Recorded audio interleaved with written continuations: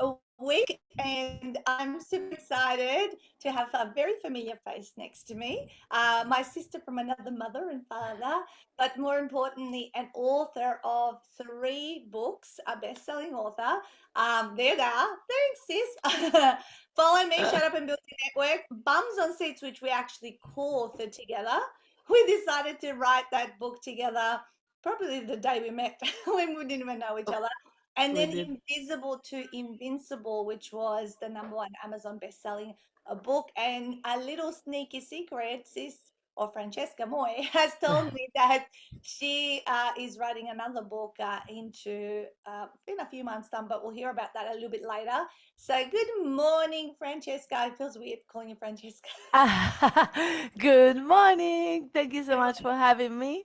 So Um, good to be I here. haven't interviewed you for such a long time, and it's really good sometimes to come back to authors that have been out there in the world doing their own thing and to kind of to reflect back on how did the books play a pivotal part in the growth and all that kind of stuff. But before I get into all of that conversation, let's guys do the introduction, the official introduction. So Francesca's determination is infectious, and so is her personality, and actionable insights will captivate people who listen to her, which I do know.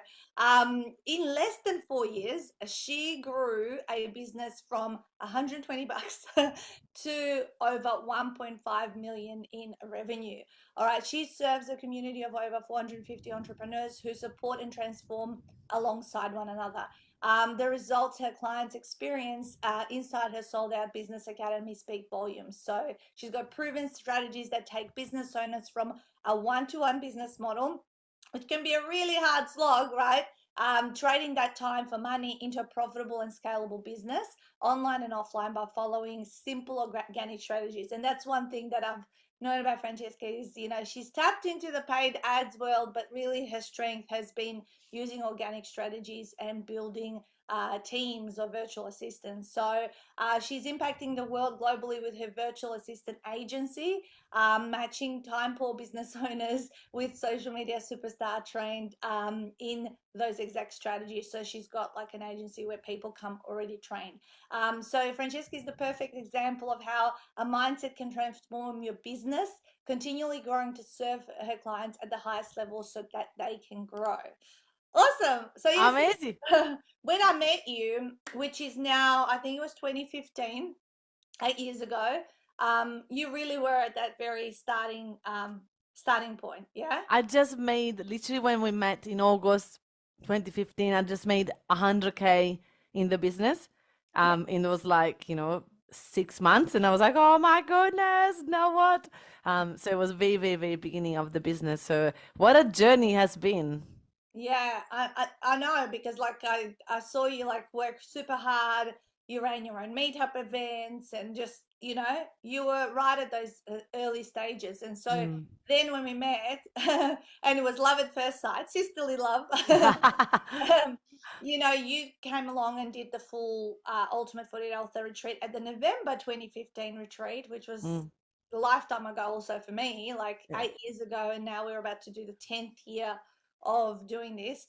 So tell me a little bit maybe about how have the books played a part in your business growth, and then we're going to talk about a little bit of what the book's about and your roller coaster Yeah. world of being in business. Well, it's so fascinating because when I met you and you said, oh my gosh, you're my sister from another mother, we should write a book together. I was like, oh my gosh, this woman is like super successful and she wants to write a book with me? No way. Like, I was like, I was terrified. I was like, no, no, no, it's not going to happen. And then you said, but before you write a book with me, you should have your own first book. And I was like, what am I going to talk about in the book? Like, I didn't think I was that successful to write a book yet. I didn't think that nobody would buy it. I didn't think that even though like I had a following and I had already momentum on my social media, I thought that write a book is only for successful people. I thought that write a book is only for people that have made it, and I didn't feel like I was there yet. So when you suggested that, I was freaking out, but then I did it. I came to your amazing retreat. Actually, this photo was taken at the Yeah. retreat because it was all part of your amazing package at the time. And is incredible. Like when I look back at this photo, I remember that moment that, you know, we were trying to find people to make it look busy, and I was shy to ask someone, "Excuse me, you want to take a photo with us?" It was so And those funny. are literally your retreat buddies, the whole group, like kind of behind you of Yeah, but at the back, there was the back room was like all the people from the other. the restaurant. So funny. So anyway, this book was actually an incredible, like it was my proof. It's like I'm not just here talking about my success, it's in the book. And the moment that I got this book, it's like people started taking me seriously. It Mm. was like if before I was this crazy Italian lady being loud on social media, and then the moment that I had the book, I was like, I know what I'm talking about. Like it just everything changed. And you always say that it's not about writing the book, it's the person that you become on the other side of writing it. And it's so true because I don't know if it's people that took me seriously or maybe it was me that I Mm. took myself more I think seriously. it's a bit of both. I felt the same way with my first book. Yeah, you think? Yeah. Because it's like now you go like, okay, now I'm gonna, and then the first person that asked me to sign the book, I was like, wait, what? Like people want my autograph in a book? Like I still weird out when people ask me that. I'm like, come on, you don't want my signature in the book. Like who cares? Yeah. I always feel weird when they ask me for the signature. And I love the fact that then you did the second book, which we did together within 5 months. Two books came out. What was the thinking? Why did you want to bring them out so fast? I like to do things fast. I think that you know that. Yeah. And I like the opportunity to like do it like I always like challenges. So it's like what would happen if I have two books? Like if I've is all the success is happening from one book, like people literally taking me more seriously, business is increasing, people come to my workshop and they buy the book. Like it was so beautiful to have some product to give to people. So I was like, imagine what happened if I have a combo of books and I put them together with my workshop. So people would like come to a workshop, you get two books and the workshop. So it was just like the compound effect of doing that. But for me, fast is how I roll. I'm actually shocked that I haven't done a fourth book yet, but it's Yeah. all part of the roller coaster story. So when did I write this one? Was this That was 2019? probably, yeah, about 4 years ago, just probably pre-COVID. And that's where your business that you had was at its peak, which is Yeah, what we're going to talk about, what happened during COVID. And tell me about this roller coaster and how you've come out stronger. But yeah. I love the fact that you bundled stuff.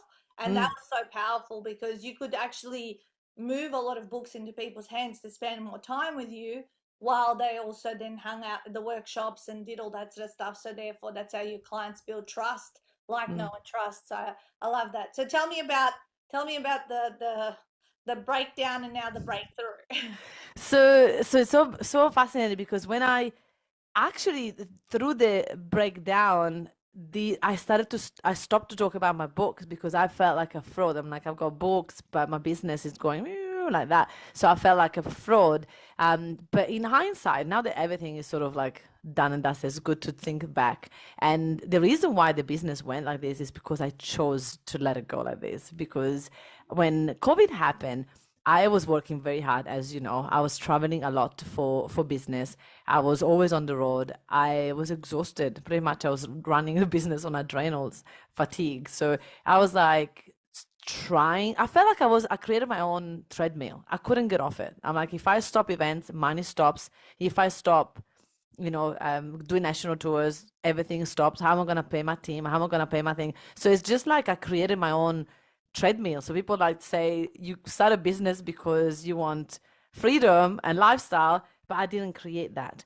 And probably because of some mistakes along the way, and maybe sometimes my willingness of doing things fast this time sort of bite me in the back, or maybe not, because maybe it's all meant to be.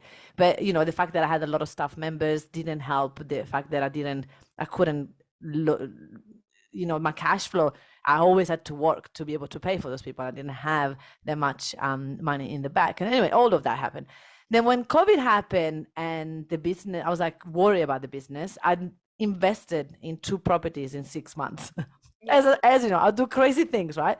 So which in hindsight, it was a great decision because these properties already have double in value, literally both of them, but not double. One of them didn't value double, but one did. So it's like, oh my gosh, like it was a great financial decision for the future, but in cash flow wise, it put me it was very hard. And so all of a sudden I found myself with literally no cash, with team members leaving because they saw that the business wasn't going that well. My passion for the business wasn't there anymore because now from being face to face with people, I had to move everything online. And it's quite exhausting, as you know, running a 3-day workshop online and by myself without any support because all my team in Australia left. So I was not enjoying it anymore. And and this is where the roller coaster comes. It's like I was hanging on to it. I was like, but I can't leave this. I can't leave this. So I was doing it from the wrong place. I was running the business from a place of scarcity and I have to do it rather than from a place of, you know, Jacinta say, "Oh my God, thank you so much. I needed to hear this." Beautiful. So it was just like running the business from the wrong place, from the place of scarcity, from a place of it's like trying to fit in a cube into a round hole. Like it was just like I couldn't make it happen, and I didn't know how to stop. I didn't know how to, I had to pay the bills if I stopped. So it was very hard to let that go. But then I started to look at signs and look what else could I do. And it was fascinating because when you start to wonder what else can I do, I started to realize all the bad thing about this business. I was started to notice that I created a business that always needed new clients. It was not much return in business. Like once people have learned the strategy and they implemented it, off they go, right? Which is fair enough. And so I felt like I couldn't really keep them in the loop and keep them. And you know how they say that usually like you can the more 80% of the business come from 20% of your clients. It wasn't the truth for me anymore because I didn't have the momentum anymore. So it was getting really hard for me to keep believing that I had to find 150 new people every year to maintain the business, and it would freak me out. Like even that number, I would just freak out. Instead, in the past, I would get excited, right, from the same situation, be like, "Yeah, 150 is so easy. It's only 10 a month." Like I was so positive, right? In that moment, like 150, I felt like it was like a break on my head. Like I can't do this. So I was like, okay, I want to find a business. I want to look for a business that is going to be able to serve a smaller amount of people, but for long term. Yeah. And so that's when I started to hear other people asking me about virtual assistants, and a lot of people said, can I get a virtual assistant without being in your academy?" And I didn't believe that that was the best for the client, so I never offered that as a service. And then I decided that, you know what, it's not what I think is best, is what they need. They want a virtual assistant. I can train the virtual assistant in my strategies and I can make it happen. So I created this brand new business from literally zero. And I purposely sort of slow down this other business. I didn't really focus on sales. I just maintained the clients that I had. I look after the clients. I deliver to the clients that I had, but I didn't really sell that business. So that business literally went down very quick. And then on this other side, we created a brand new business, and it's been an incredible journey. In literally 9 months, we are at 800,000, which is crazy, like crazy. So if things continue this way, we should be at 1 million by July, by the end of financial year. So in the first financial year, reach $1 million business. And that is because of all the credibility. That is because of the books. That is because my following is because, and all of these play part of it. Like if I didn't have the foundational stuff that I did in the first 9 years, nearly 9 years in business, I wouldn't have then what I have on this side. You wouldn't have realized and got to that point, because I often say, what do other people see in you that they want for themselves? Yeah. And what people were seeing in you is you smashing it and growing a 7-figure business with hardly any Facebook ads. Yeah. But they're supporting you, but really, where you were saying, where we're getting our people bums on seats, because the book Francesca and I wrote, Bums on Seats, was about filling events and more it was the offline formula, because obviously we hadn't gone through COVID back then. Yeah. And her strategies were always so successful organically. And that's the stuff that she teaches into the Sold Out Business Academy. But now, why do it yourself? Because really, it kind Yeah. of evolved. you don't need to do this all yourself, which is what you teach people who are just starting out, but you also encourage, which you also encouraged me to get a virtual assistant. You pushed me into getting my virtual assistant 6 months within knowing each other. And I've now had that virtual assistant, which everyone knows, Lindy, for the last 7.5 years. Mm. And she's helped my business grow so significantly. So if you got anything by me, don't wait until you've written systems. Just get one. And with Francesca's support, you actually provide trained virtual assistants in your systems. Is that right? Yeah.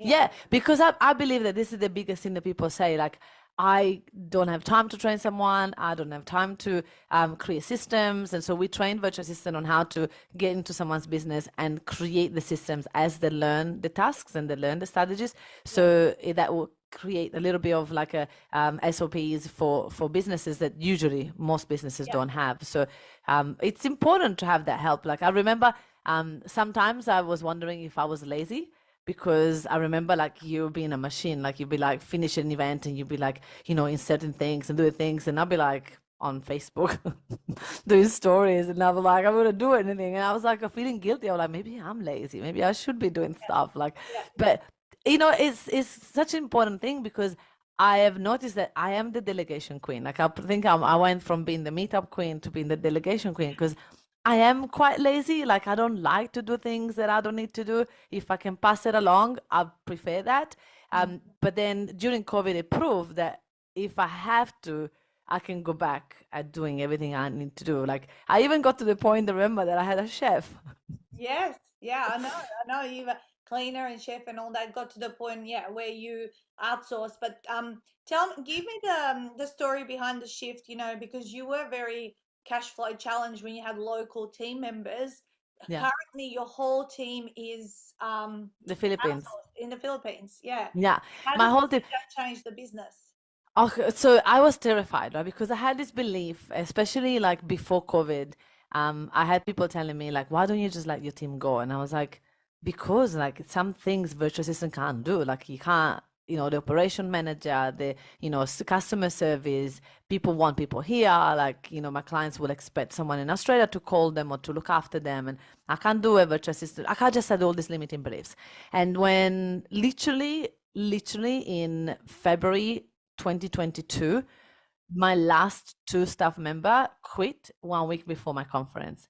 I was just like in tears. I was like, I'm ruined. I'm done forever. Like, I'm never going to be able to run a conference without them. Like, I was terrified.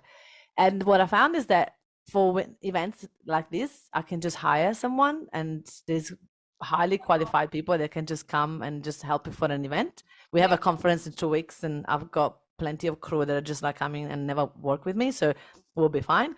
And my VA started to put their hand up and go like, I can do the operational stuff. I'm like, what you mean? Like, what?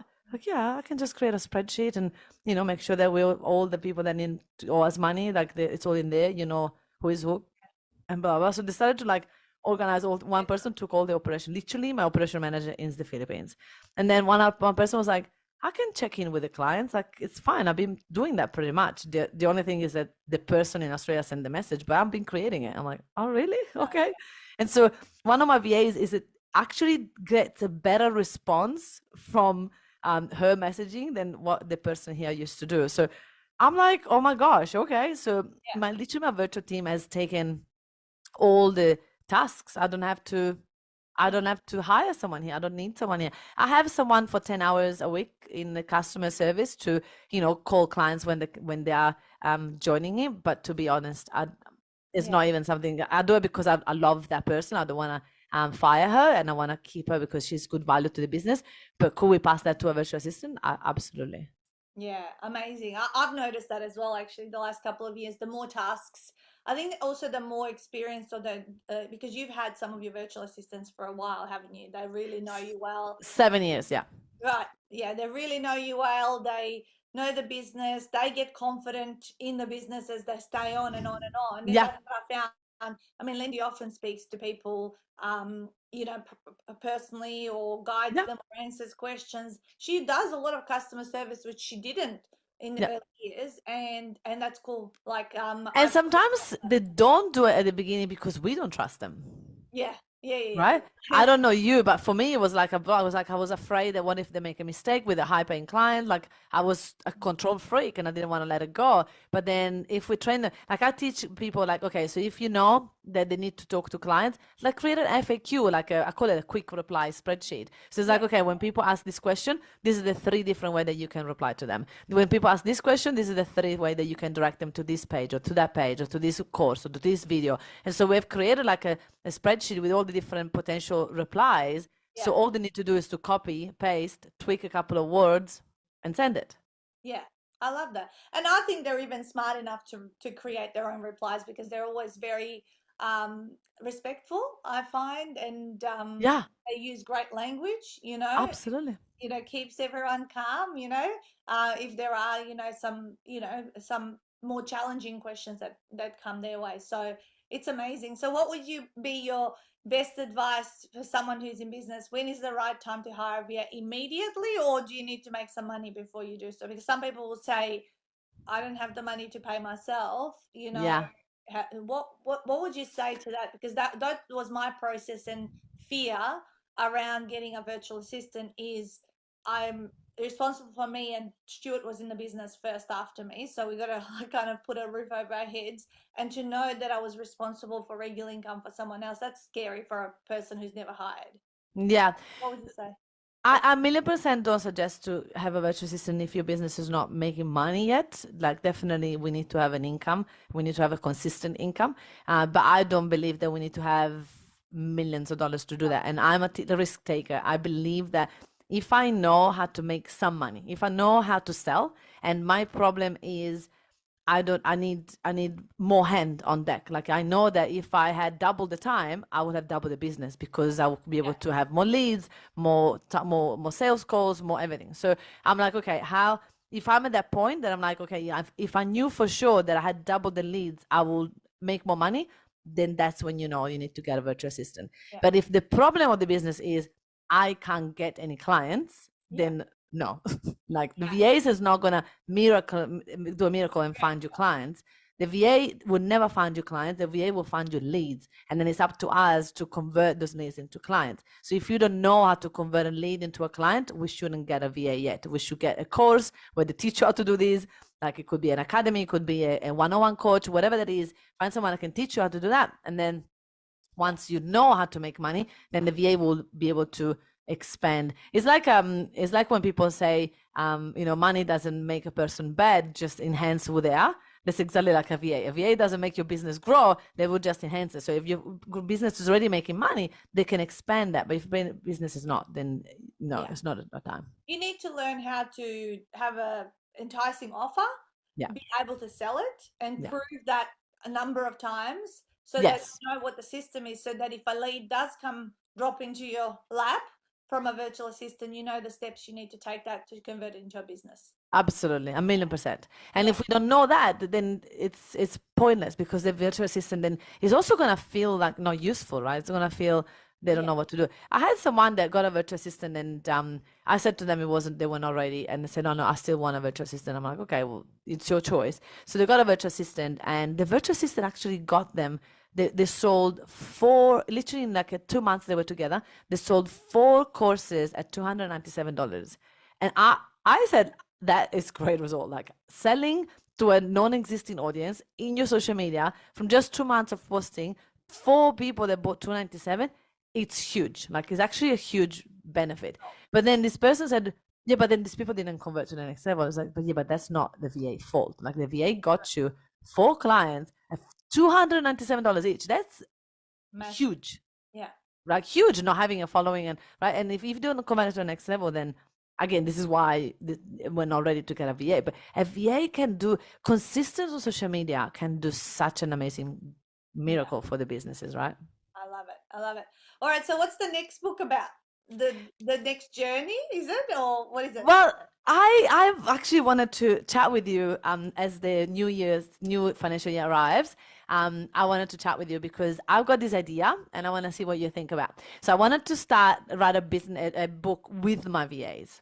So I Mm, didn't know if I was gonna do like I do one chapter and then one of them do another chapter and then I'll do a chapter and then one of them do another chapter on like the same story but for my version and for their version. Mm-hmm, mm-hmm. So it's like, yeah. Well, you know, I wrote the book with my VA, Yeah, and we did write the 12 chapters, and we put the business owner's perspective and then the VA's perspective from it. right. I mean, so you could do that. I think that would probably be better, because otherwise, how would you split it? Or do you split it into two parts? You know, Mm, part 1 to 6 could be from what do business owners need to know, what's important, all that kind of stuff, and the other 6 chapters being, you know, the virtual assistants writing their, mm. you know, area of expertise. As long Yeah, I was reading a book not long ago. It wasn't about business or anything at all, but it was written by, it was a love story, and it was like her side and then his side, and then like the story continue, yeah, but it was one of each side. So I thought I have to do something like, you know, when I hired a virtual assistant, this was my first, you know, year with her, and then she will go through with the second year, and then like the third year I'll do it, and then the fourth year the other person does it, like, and just continue like that. But yeah. I don't know. So it's gonna be about hiring virtual assistant, delegating, I you know, I think if you well check out what Lindy and I did in ours, because I know yours is going to be different because you've kind of grown a network of virtual assistants, as well as you've had a bigger virtual assistant team yeah, alongside your business. I've only ever had one, yeah, right? So have a look and, you know, get some ideas from that. But Stuart and I also wrote a book, Guilt Free Parents, yeah. which was written from her side and his side, and it was about our parenting and our relationship. So Ah, yeah, yeah, so I've done it when I've caught, like, unlike with you with Bums on Seats, I think we wrote our own chapters, yeah. um, which is they're the two options. You either write your own chapters, or, you know, and we actually with Stuart never saw each other's writing until the book was published. We actually didn't Wow. read each other's perspective because we didn't want to be influenced about what we are going to say on the same topic. So it was Mm, quite interesting doing it that way. But for yours, of course, I would say read it, you know. But for us, it was like a relationship, and we didn't want, like, it wasn't like really a big deal if something didn't gel together. So there you go. So how yeah. was the support? So how did you, like, obviously you did the program once, and the the next two books were done through publishing only and all that sort of stuff. What did you feel was faster? Because actually, what we've been doing lately is anyone who's been at a retreat before, and this also applies to you, they can come again as long as they purchase their publishing package. They can do the whole program Mm. without paying for the retreat. So tell these guys what it's like just being alone in publishing versus doing the program fully and completely. Oh, look, I am a machine, and I was surprised that I just did the publishing for this book, and it took me what, a year to write it? Probably more. I would say More? 18 months from the time you actually started paying for it, because I said, "Where's the book? Where's the book?" And the book was not coming for a long time. Yeah. And I did what you kept saying that people do is like I was every time I go back and pick it up, okay, let's keep going. I didn't resonate with the chapter that I wrote before. It So was too long ago. I had to start again and it was just so annoying. I was like, oh gosh, I'm gonna like so I was not yeah, I didn't do a great job with this one. And also like it was obviously a pandemic was going on and you know all the things, but I think that that is the reason is like when you come to your retreat, you just I did my whole book, the follow me, I spoke it out at the retreat, all of it. In the 48 hours. And it was out. Yeah, I mean, those two books, Bums on Seats and Follow Me, they came out in 5 months. yeah, From the time you came to the original retreat in November, by April that following year, you had two books next to your name. So this is what I say to people: publishing only, it's not the solution. You need the accountability, the group, the support, yeah, the timelining. And if you stick to that, the books come out really fast. Even though you've been through this process before, your third book took a lot longer. And so my yeah, advice would be is, you know, if you are going to do it, you got come along to the August or the November retreat. Actually, this week is retreat week. We're running our May retreat this week. yeah. 25 people are going to be writing their books. And actually, part of those 25 people, probably I would say 10 of them are writing second and third books now. So they've been re-invited, and they're going to do it properly so they can get it out there a lot faster. Wow, amazing. Yeah, so there you go. The offer is there. So where can people get the books? I have got, I believe, D D is gonna put the link in here of my website. and I've got the website here, you guys. So the website is empoweringevents.com.au. You can see here and you can read up about the virtual assistant side of the business, the conference that Francesca's got coming up in a couple of weeks. Yeah. If you're in Brisbane, definitely worthwhile going along, networking, learning from experts, and all that sort of stuff. I was going to be speaking at it, but I'm staying in Melbourne for until I go to June. And also, if you go to the products tab of the website, there's all the different books. So you can go, oops, if I go follow me, shut up and build your network. There is one, then there's bums on seats. And the last one, of course, invisible to invincible. Before we add on the next one to this, but you're definitely writing, seeing as this a business model is brand new, it is a great idea to have the supporting book of the Yeah. strategies that you can share with other people, because I think you had a goal to get it up to 50 clients in Yep. your We are at 42. 42, right? And as you say, because 50 clients meant $1 million business, Yep. right? Yeah. So Yeah. well done on all of the amazing success. You know, I've seen you. I mean, I've seen the roller coaster over the last Yeah. 8 years, and we've had conversations around it. But one thing I know is you have that rock solid resilience, that you never give up. There's always a solution, and you So find do I. so I always like find solutions very quickly, like a brain just like works in a way that, okay, we can't do it this way. And I remember also you being in my, have played a pivotal part for me hiring my virtual assistant, but also a pivotal part where you kept pushing me to go with my model online before COVID. Mm. Okay, so no, this is never going to work online. So again, those limiting beliefs. And it Mm. was my business that actually was able to thrive You online. did amazing. Yeah, so and now But we're that's because of your resilience and your stubbornness, and you just went for it, right? Instead, I was like, ah, I didn't like it anymore, right? So yeah, interesting. and you got tired and you had life changes in other ways happen in that period. So it was Yeah. like a real, like, as I say, we are gonna have rock bottom moments in our lives, Yeah. even if we've climbed a level of success of seven figure splice in business, all that sort of stuff. It's Yeah. gonna shift and change, and it's more like how do we dust ourselves off, get up, and rebuild and all that. So Yeah. thank you, sis, for joining me today. Thank you also. She'll be hosting, what is it? How to double your business with a VA for my members Yes. into my community this week. And we'll be seeing you also at Bums and Seats Masterclass as well. So Yes. lots of value. Thank you for bringing it always back to the community and sharing with I others. love your And I, communities. It's so beautiful. So yeah. many people still around you because it's a reflection of you. Oh, thank you. All right. Have an amazing day, everybody. And go and smash it out. Bye, Thank guys. you.